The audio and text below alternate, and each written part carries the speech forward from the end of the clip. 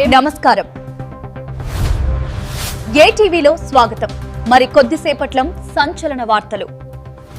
హైదరాబాద్ గచ్చిబౌలి స్టేడియంలో జరిగిన 74వ all India police football championship ముగింపు కార్యక్రమంలో ముఖ్యమంత్రి రేవంత్ రెడ్డి పాల్గొన్నారు. యువత క్రీడలకు దూరమవుతోందని ఆందోళన. యువత సరైన మార్గంలో నడవకపోతే దేశ భవిష్యత్తు ప్రమాదంలో పడుతుందని హెచ్చరించారు. క్రీడాకారులకు తెలంగాణ ప్రభుత్వం పూర్తి స్థాయిలో ప్రోత్సాహం అందిస్తుందని, యువతను క్రీడల వైపు దారితీసేలా చర్యలు తీసుకోవాలని పిలుపునిచ్చారు.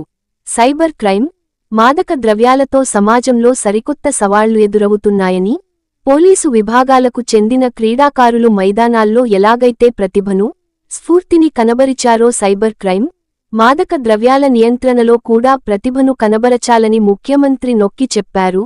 మార్చి 25 నుంచి ఏప్రిల్ 5 వరకు జాతీయ స్థాయిలో నిర్వహించిన ఈ ఛాంపియన్షిప్ ముగింపు కార్యక్రమంలో మంత్రి Vakiti Srihari, DGP Shivadhar Reddy, Telangana sports academy chairman Shivasena Reddy, CID DG Shikha Goyal, all India police sports control board director, intelligence bureau special director Swapna Tiwari, Telangana police academy director Abhilash Bisht, Cyberabad CP Ramesh రెడ్డితో పాటు ఇతర ఉన్నతాధికారులు పాల్గొన్నారు.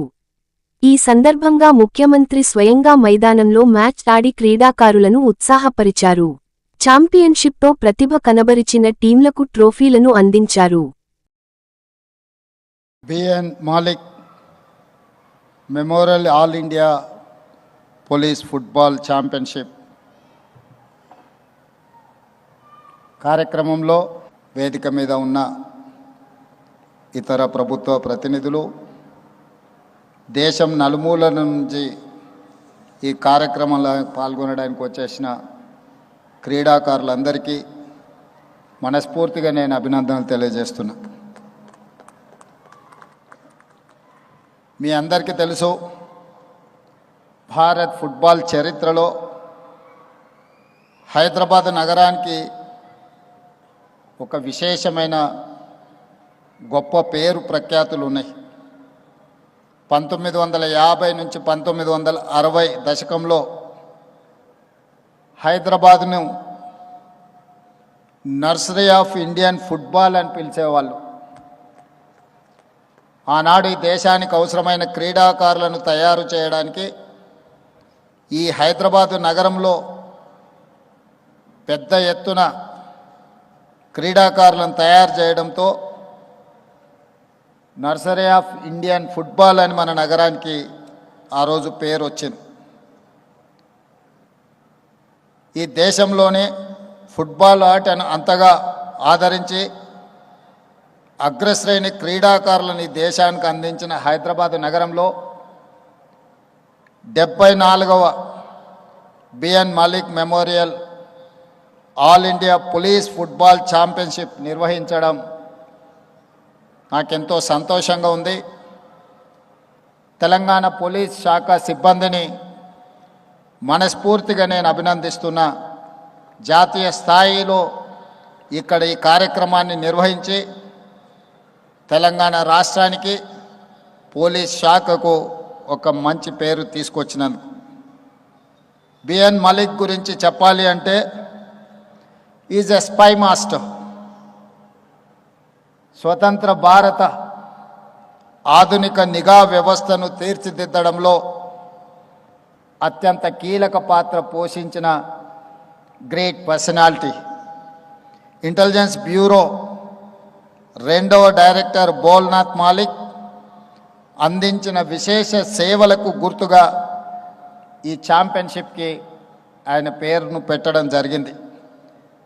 దేశవ్యాప్తంగా ఉన్న రాష్ట్ర పోలీస్ విభాగాలు, కేంద్ర రక్షణ దళాలు, బిఎస్ఎఫ్, సిఆర్పిఎఫ్ లాంటి సంస్థలన్నీ సమన్వయం చేయడంతో పాటు క్రీడా స్ఫూర్తిని, శారీరక దృఢత్వాన్ని పెంపొందించే ఉద్దేశంతో ఆనాడు టోర్నమెంట్ను ప్రారంభించారు. ఈసారి హైదరాబాద్ అందించిన ఈ ఆతిథ్యంలో సైబరాబాద్ కమిషనర్ రమేష్ గారు చెప్పినట్టు 34 టీములు పాల్గొని అద్భుతమైన క్రీడా నైపుణ్యాన్ని ప్రదర్శించారు. मैं आज तहे दिल से मैं अभिनंदन देना चाहता हूं Telangana police department, IP special director Swapna Tiwari ji को और देश कोने कोने से इतने सारे खिलाड़ियों हैदराबाद में 12 दिन ये फुटबॉल मैच खेलकर देश का नाम रोशन करने के लिए आप लोग जो कोशिश किए, तेलंगाना मुख्यमंत्री के ओर से मैं आप सब लोगों को अभिनंदन देना चाहता हूं। तैयारी करने का एक नर्सरी था हैदराबाद। ऐसे Rahim, he was captain, he was coach. जब 1956 ओलंपिक्स में पहली बार चौथा प्लेस जब देश को मिला था, उनके ही नेतृत्व में वो टीम में हैदराबाद से 7 खिलाड़ी ओलंपिक्स में फुटबॉल खेले थे। उसके बाद 70 साल में कभी भी ओलंपिक्स में अपना जगह हम तय नहीं कर सका और हैदराबाद पुलिस टीम का भी इस देश में एक जगह है। 1950 से लेकर 1970 तक 20 साल, ये 20 साल में 16 medals Hyderabad police football team ने ले आकर नेशनल लेवल पे हैदराबाद का नाम रोशन किए। धीरे धीरे जमाना बदल गए, सोच बदल गए, हम लोग क्रीड़ा मैदान छोड़ दिए। आईटी में, फार्मा में, अलग अलग जगह में हम लोग तरक्की कर रहा है, मगर क्रीड़ा मैदान छोड़कर बहुत गलती किया इस देश में युवा ने। मैं मुख्यमंत्री बनने के बाद कुछ देश मैं गया हुआ था, उसमें दक्षिण कोरिया भी मैं गया हुआ था ओलंपिक्स के बाद। वहां पर मैं साउथ कोरियन स्पोर्ट्स यूनिवर्सिटी, वहां पर खिलाड़ियों को मिलने के लिए, स्टूडेंट्स को मिलने के लिए वहां पर मैं गया हुआ। वहां खिलाड़ियों को मिले थे, वहां के कोचेस ये दिखाया, उस देश ने ओलंपिक्स में 30 के ऊपर गोल्ड मेडल्स लाए। खाली साउथ कोरियन स्पोर्ट्स यूनिवर्सिटी के विद्यार्थियों ने 16 गोल्ड मेडल्स हासिल किए। वो यूनिवर्सिटी है 30 एकड़ के जगह में। आज जो हम जहां पर फुटबॉल के लिए गचबौली stadium, 70 acres of campus, we have initiated in 2000. We have organized national games, Afro-Asian games, world military games, सब सारे हम लोग होस्ट किए। देश के खिलाड़ियों को तैयार करने के लिए हम लोग कोशिश किए, मगर उसके बाद 20 साल ऐसे ही छोड़ दिए, कभी सोचा भी नहीं खिलाड़ियों को तैयारी करने के लिए। तो मैं सोचा था 140 करोड़ जनता इस देश में है, कम से कम ओलंपिक्स में एक गोल्ड मेडल भी नहीं ला सका। साउथ कोरिया में 4 करोड़ जनता ने 30 के ऊपर गोल्ड मेडल्स लाए।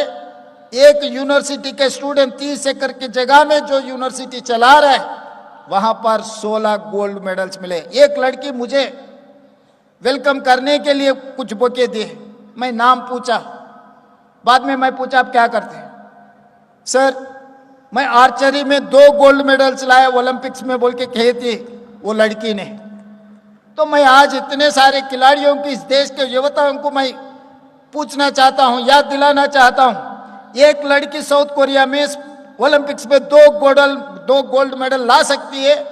इस देश में 140 करोड़ जनता ने कम से कम 1 गोल्ड मेडल नहीं लाए, तो आगे दुनिया के सामने हम सर उठा के कैसे बात कर सकता है? भारत के नाम कब रोशन कर सकता है हम लोग? आज हम लोग सोचना, आज हम लोग तैयारी करना, क्योंकि बार बार ये चर्चा आ रहा है, जब जब ओलंपिक्स, जब जब वर्ल्ड चैंपियनशिप होते जा रहा है, जब हार गए तो चर्चा हो रहा है, दूसरे दिन हम अलग रास्ते में चले जा रहा है। तो ये तरीका से हम लोग देश का नाम आगे नहीं ले जा सकता है। इसीलिए मैं आज यहीं मैदान में, यहीं तेलंगाना से ये कदम उठाना चाहता हूं, इस देश युवता को मार्गदर्शन देना चाहता हूं। यहीं से यहां international standard sports university, young India sports university हमने बनाया, उसका पब्लिक प्राइवेट पार्टनरशिप में सब खिलाड़ियों उस बोर्ड में हैं।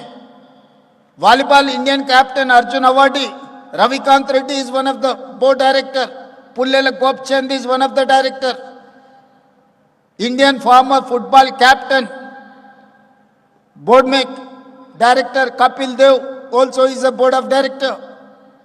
उसके आगे Kavya Maran, she is having cricket team, Sanjay Goenka, इतने सारे industrial vertical sports personalities, experts, हम लोग पब्लिक प्राइवेट पार्टनरशिप में Telangana young India sports university हम लोग शुरुआत किए कि एक मार्गदर्शन बनाना है। जो मैदान छोड़कर बच्चे लोग जो पब कल्चर में, ड्रग्स कल्चर में जो जा रहा है, वो बच्चों को दोबारा मैं मैदान में ले आना चाहता हूं।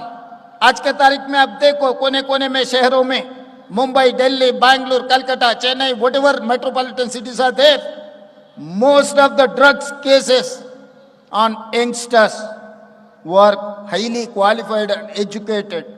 क्यों ऐसा हो रहा है? इस देश के लिए ये अच्छा है क्या? आगे इस देश क्या होने वाला है? हम देखे पंजाब को अपने आंखों के सामने, वीरों का धरती है पंजाब। जब आजादी दिलवाने के लिए शहीद हुए पंजाब के जनता ने, मगर आज दुखी की बात है, ऐसे वीरों का धरती में आज ड्रग्स का, गांजा का सब बात सुने आ रहा है। ये बहुत दुखी की बात है। इस देश और एक पंजाब नहीं बनाना है, ये रोकने का बहुत जरूरी है। साइबर क्राइम, पहले बॉर्डर पास होकर कुछ क्राइम करना पड़ता था, आजकल क्राइम तरीका ही बदल गए। कोई आने जाने का कोई जरूरी नहीं है, आके देखने का भी जरूरी नहीं है। आपका मोबाइल में घुस गए तो सब कुछ घुस सकते देश में, आपके घर पे, आपके मंदिर पे, आपके सरकार में। Because of IT revolution, it's A double edged weapon, AI is double edged weapon. Cyber crime nowadays, drugs, these are the biggest challenges for police। इस देश को रक्षा करने का जिम्मेदार आप लोगों का है। देश के बॉर्डर पे जो जवान लोग देश का रक्षा कर रहे हैं, उससे ज्यादा खतरा देश के अंदर होते जा रहा है। In the name of cyber crime, in the name of drugs, ये कंट्रोल करने का जिम्मेदारी जो मैदान में बैठा हुआ है अपने साथी पुलिस का जिम्मेदारी।